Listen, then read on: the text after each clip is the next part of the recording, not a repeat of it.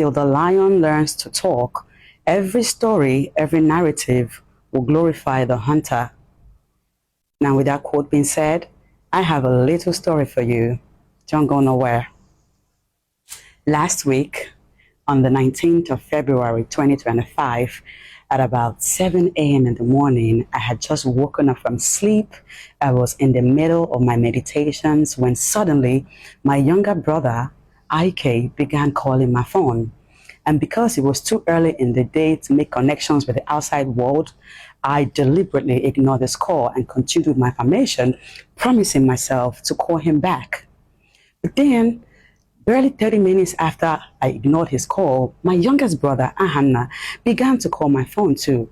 And then a weird feeling started to envelop me because the timing was off. They rarely call me, and this type of coincidence was just not to be ordinary. And so I paused my meditation and picked Ahanna's call.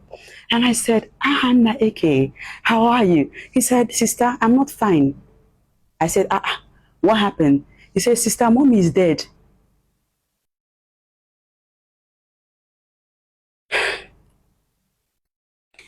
In that moment, I felt cold chills on my body. I said, what? Anna, what are you saying? He said, mommy died this morning around 7, like a few minutes ago. I said, Anna, what are you saying? And then he said, it was in the middle of the night around 1 a.m. that suddenly mommy began to have a heart failure, and daddy was out of town. He was in Abuja for a meeting, and so they had a hard time getting her to the hospital. And before they could rally round and take her to the hospital, she was already in coma. And it wasn't long after their arrival that the doctors declared her dead, and that as Ahanna was speaking to me, mommy was already in the hospital, in the mortuary. I said, give me mortuary, like, I don't understand. It's happening too fast. Too much to process. First of all, heart failure, I said 1 a.m. Dead. Okay. Dead people have been prayed back to life. But mortuary, how did we get there so fast? He said, yeah, justice is there already. Like, she's in the mortuary. I have heard that there are several stages to grief. The first one being anger. It was that day that I experienced it for real. I went full-on ballistic on Ahanna. I began to curse him out and shake him like, why did you do this to me? I took it personal. I felt victimized. I felt like, how could my mom die and you people did not call me the other? From the moment that she was struggling, it lingered. It was a couple hours. She didn't just die suddenly. Why didn't you call me? As if calling me would have done a lot. Although my faith is so strong that a lot could have happened, to be honest. Because at about that time that they said she was struggling with her heart, I was awake here in my house. Around that time, I was awake and I was praying, speaking in tongues for a daughter of mine who was in surgery room right about that time. How was I to know that while I was praying for the life of someone else, my mother was losing her own life? And so it was 1 hour of intense anger and rage with Ahanna that had me wailing on the floor. And after I was done cursing him out, I cut the call. My other brother, the one that was calling before Ahanna, he called me and I maintained the rage with him. I told him, you did this to me. And after I cut them off the phone, I sat on the floor and I began to think about my life. Think about how, whoa, yet again, another harsh reality of life just hit me. And I was forced to take my own medication, those advices that I give out to people freely as a mental health advocate. Life came reminding me, yeah, it is what it is. Feel the feelings, but don't become the emotions. You can choose to respond to her death, or you can react Whichever one you choose will determine how you will navigate through this loss. Grief is a heavy emotion. As a mental health advocate, I have made many videos, gone on many seminars, had several speaking engagements where I have severally narrated the many triggers of mental illnesses in people, one of which is loss of a loved one. So I was reminded subconsciously that if you don't take time, Chacha, you might disconnect again. And I know where I'm coming from. After 2 major health crises that had me gasping for my own life and that had me struggling with a redemption of an image, a reputation that was ruined as a resultant effect of that crisis. And so I began to breathe in and out. I began to breathe in and out. I suddenly remembered all the many trauma responses that I had read and developed for myself. I suddenly remembered that for me, privacy, secrecy is my healing chamber. I always say that the only energy that I tune into, the only frequency that I identify with is congratulations, anything that is exciting. And so I propose in my heart not to let the news out, because come to think of it, what has telling the general public about the sudden demise of my mom got to do with my healing? Especially in that moment when the news was still fresh. So that what will happen exactly? So that the whole world will start to what? Flood me with sad messages on top of the sadness I was feeling? No. I felt like, no, I will cry, but you're never going to see me cry. And no, you're never going to tell me sorry. Don't tell me sorry. It's already a sorry situation. I'm sorry my mom died. Mommy, I'm sorry you died. But don't tell me sorry, because somehow my emotions cannot handle being put or seen in a sympathetic light. It's a mind thing. And remember, I'm not like you. I'm wired differently.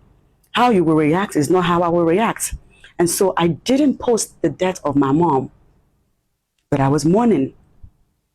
Eventually, when I was able to put myself together, I made a post that reflects loss.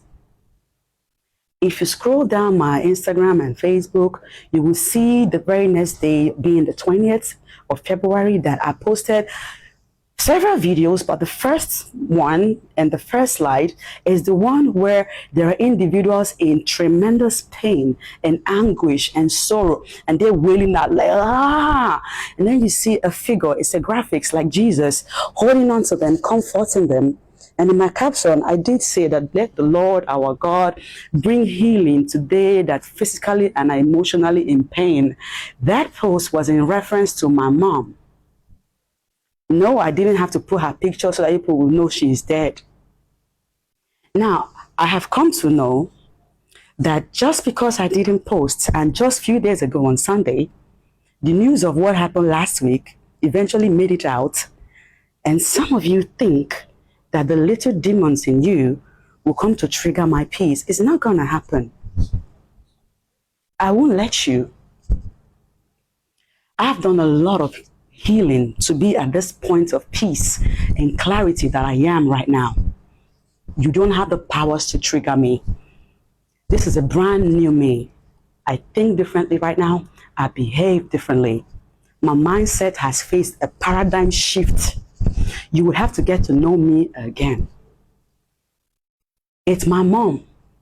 It's our loss. It's not your loss. When did this whole public validation thing become such a norm in our society that I have to bend to the dictates of society? I always say that I'm non-conformist.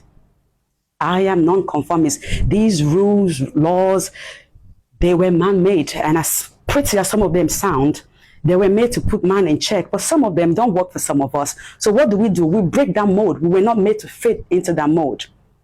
So I see the news of my mom's death trending, and some people are coming to my page, writing all kinds of stuff. Let me tell you something. I would have been mad at you if I didn't already feel sorry for you.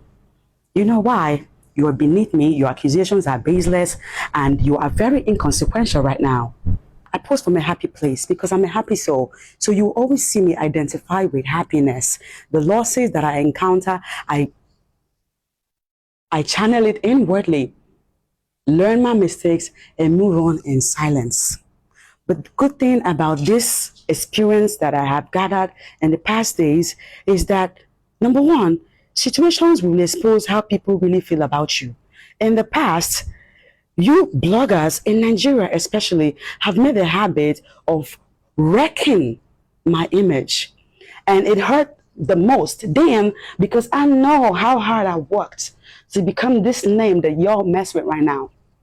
And I currently still do operate from the mindset that silence too is a form of response.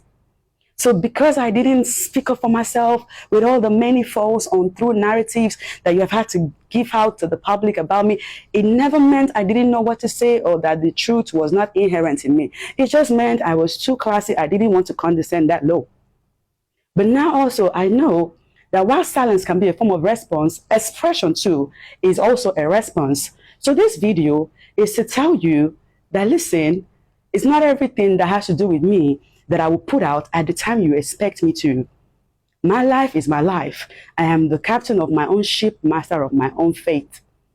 I'm so glad that being away from public eye has given me room to heal, cry, and I'm starting to recover on the loss of my mom. And let me tell you this for free. I have heard in the past from people that have encountered extreme grief, people that have been triggered mentally by grief, that what made them slip is the fact that they couldn't bear to see their loved one suddenly dead. They couldn't bear to see them stiff. They couldn't bear to see them in that coffin. They couldn't bear to see them being lowered into the ground. They never recovered from it. Some people tell me that they don't sleep at night till days because every time they shut their eyes, the image of their mom, dad, brother, sister, son, daughter, whoever it is, flashes in their brains. Listen, some of us have a photographic memory and we are cautious what we see into it or what we let creep into it. As I make this video, I'm still unsure whether I will attend my mom's burial. And if I do, I'm pretty sure I will not want to see her corpse because the memory of her that I want to preserve in my head, in my subconscious forever, are the happy memories of all the times that we laughed and gossiped and threw word banters and been like, woo, mommy. That's it. That's what I want. I don't want to see my mother dead. I don't want to see her stiff. I don't want to see her in the coffin. So that what will happen? I will not be messed up mentally. Why do we have to wreck the living in honor of the dead? Don't get it twisted. If you have the heart to take on the dead, carry them on your body, dress them up, sit in the ambulance with them, by all means do. But some of us have come to know our strengths and weaknesses, and we will work in alignment with what works because we cannot keep falling apart every time. Now, to the people that currently are on my pages cursing out, I pray you heal. I'm not your problem. And for the people that posted my mom's death as a form of validation, you need healing too. And the people that have sent condolence messages to the post they have seen, God bless you. You can now feel free to express your deepest condolence underneath this post. Because why not? I finally let it out. May the gentle soul of my beloved mother, Barrister Nneka Elizabeth, AK, my best friend,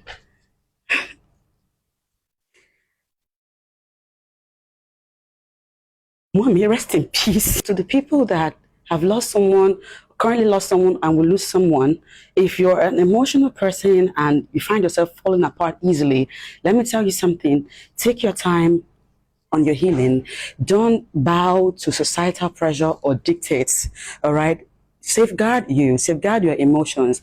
The dead is long and gone. Love them in your heart, respect them, but look out for you because, honey, as I always say, it is a thin line between sanity and insanity, and you don't have to cross that line before you know that shit gets real. My name is Chacha, and I am a mental health advocate. I brought you this message in my capacity as the founder, Meticulous People Foundation. My mother, my mother, my mother.